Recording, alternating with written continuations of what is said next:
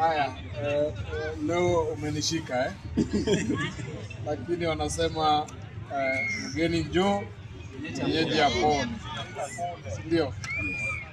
So nitajipanga kidogo ya leo kwa sababu ilikuwa impromptu.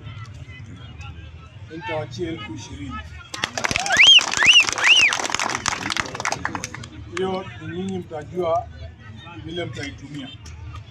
Ya viti nitaomba mnipe muda, pia nitafikishia wadosi juu, niwaambie nimepata ombi la viti, ndio tuweze, kama ni viti tuchukue zile za plastic strong, hizo ziko na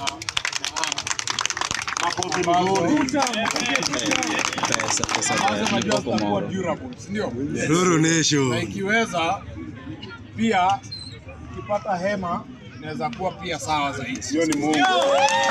Makofi.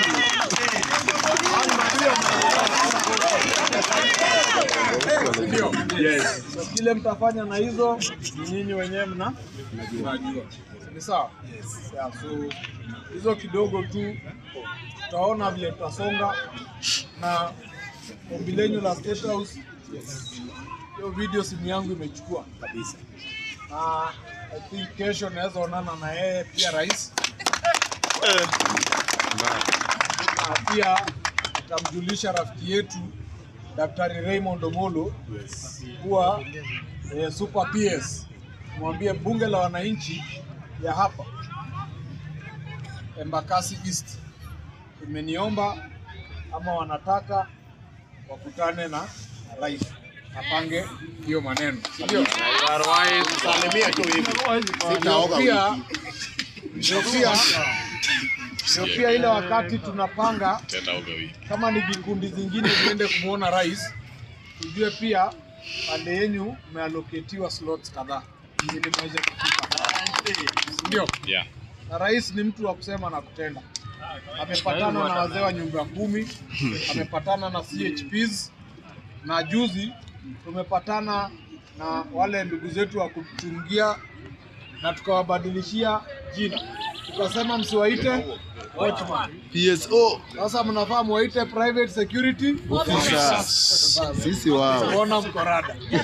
Ni sawa? Acha mimi niache muendelee na mada yenu, but nimesikia kile mmenituma na nitarudi tu hapa. Tuko pamoja? Kwa sababu nimesikia nduru ya 2 term ni mingi.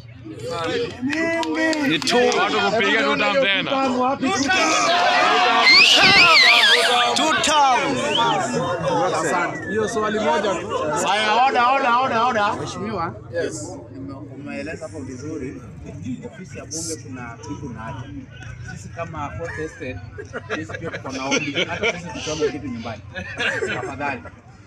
Acha nitaangalia kama itakuwa imebaki. Sawa. Sawa. Asante mheshimiwa. Haya.